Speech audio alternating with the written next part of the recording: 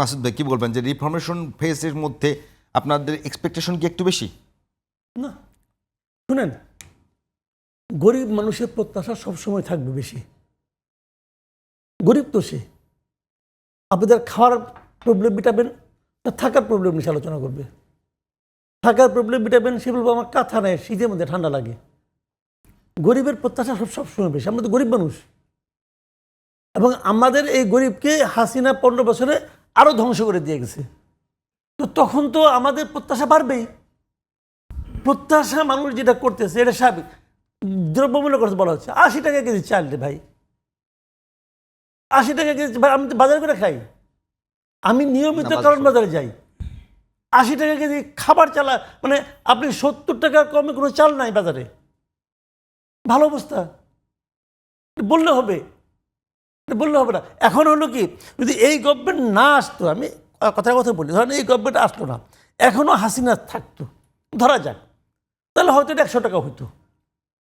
আমি কিন্তু হাসিনার সঙ্গে তুলনাই করবো না, আমি তুলনা করবো না এখানে। আমি এটা দেখছি বাংলাদেশে, এটা একটা প্র্যাকটিস যে আমাকে যখন কিছু বলা হয় আমি আরেকজনের কথা, আগে সরকারের কথা বলি, তো আরেকটা অন্যায় দিয়া, আরেকটা ব্যর্থতা দিয়া আমার ব্যর্থতাকে জাস্টিফাই করা যায় না। আমার কাজটা হলো কি, আমি কি আমার কাজটা ঠিক মতো করতে পারছি কিনা, দ্যাট ইজ দ্য পয়েন্ট। আমি আপনাকে প্রশ্ন করবো, আপনি এমন করছেন কোন, আপনি বলবেন যে আমার আগে যে করছিল সে তো আরো খারাপ করছে, তো হয়ে গেল। এটা কোনো সমাধান না।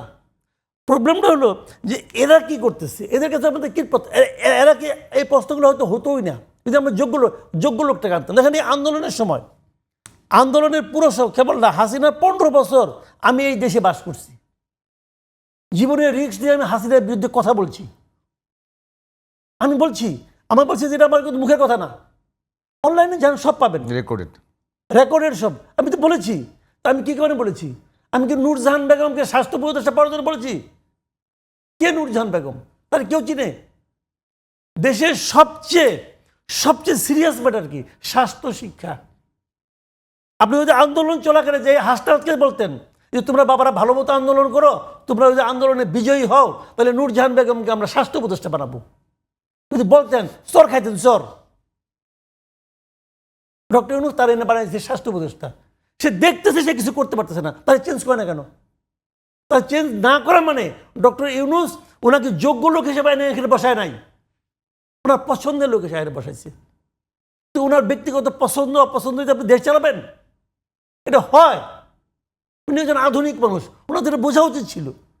উনি স্বাস্থ্য খাতে সেই লোকটাকে আনবেন যে নাকি এই খাতটা বুঝে, বেস্ট লোকটাকে উনি আনবেন। কারণ উনি একটা ভেঙে পড়া স্বাস্থ্যনীতির মধ্যে, স্বাস্থ্য ব্যবস্থার মধ্যে আসছেন, এটা করতে হবে। তো উনি তো এটাকে সিরিয়াসলি নেন নাই। উনি এখানে ওনার পার্সোনাল এজেন্ডা বাস্তবায়নের জন্য আসছেন, এবং আইসা নিয়ে প্রথম কাজ যেগুলি করছেন, নিজের কাজগুলি উনি করে নিয়েছেন। উনি এখনো মনে করেন উনি দেশের হর্তাকর্তা হয়েছেন, কিন্তু উনি এখনো নিজেকে মনে করেন উনি গ্রামীণের হর্তাকর্তা আছেন। ওনার অ্যাটিটিউড সেটাই প্রমাণ করে। এবং আমি বলি, দেশটাকে কোথায় নিয়ে গেছেন আপনারা? সিম্পলি একটা কথা বলি আমি খালি, এই যে আপনার ট্রাম্পের যে আপনার পাল্টা শুল্ক যেটা আছে, শুল্ক কত পার্সেন্ট বাড়লো না বললো এটা কিন্তু অত ইম্পর্টেন্ট না। ইম্পর্টেন্টটা কোথায় জানেন? আমার 35% আর ভিয়েতনামের 20%। আমি অন্যগুলি বাদই দিয়েছি আমি, কারণ এই পোশাক শিল্পের জন্য আমার প্রতিদ্বন্দ্বী হল ভিয়েতনামের 20%, আমার 35%। আমার কিছু আর থাকবে রে ভাই? এই দেশে পোশাক শিল্প থাকবে না? থাকলে পরে এই পোশাক ফ্যাক্টরি ইন্ডাস্ট্রিগুলি বন্ধ হবে, এই লোকগুলি রাস্তায় নামবে। কত হাজার লোক, কত লক্ষ লোক আপনি হিসাব করছেন? উনি কি করছেন? পাঠাইছেন আলোচনার জন্য কারে? জাতীয় নিরাপত্তা উপদেষ্টা। জাতীয় নিরাপত্তা উপদেষ্টার ওখানে কাউন্টার পার্ট কে? ওখানে যে ওখানকার জাতীয় নিরাপত্তা উপদেষ্টা আসবে, সে কি তার সঙ্গে পোশাক নিয়ে আলাপ করবে? এই লোক কেন গেছে এখানে? যে এনে ঘোরাফেরা করছে, কই মিটিং করছে, কোনো একটা নিউজও পেলাম না। আমি প্রতিদিন চেক করছি উনি কার সঙ্গে মিটিং করতেছে। ওনার সঙ্গে কে মিটিং করবে এখানে? পোশাক নিয়ে ওনার সঙ্গে কে মিটিং করবে? আপনারা বুঝান। শেখ বশিরউদ্দিন যখন গেছে তখন মিটিংটা স্টার্ট হয়েছে বেসিক্যালি। উনি ওখান থেকে চলে আসছেন দেশে, তো ওনাকে পাঠাইতে হবে কেন? পৃথিবীর কোন দেশে শুল্ক নিয়ে আলোচনার জন্য জাতীয় নিরাপত্তা উপদেষ্টাকে পাঠানো হয়? কোন দেশে? তো ভাই এইগুলো হলো কি, এই সমস্ত প্রশ্ন কেউ করে না, অথবা করলেও কোনো জবাব পায় না বলে করে না। ডক্টর ইউনূস একটা কথা বলছিলেন দায়িত্ব নেওয়ার পরে, যে আপনারা আমার প্রাণ ভরে সমালোচনা করেন। তখন বুঝি নাই, এখন বুঝি। উনি এই জন্য বলছেন যে আপনারা প্রাণ ভরে সমালোচনা করেন, আমি কিছুই শুনবো না। তো না শুনলে সমালোচনা প্রাণ ভরে করলেন নাকি প্রাণ একটু খালি রেখে করলেন, ওটা তোমার জানার কোনো দরকার নাই।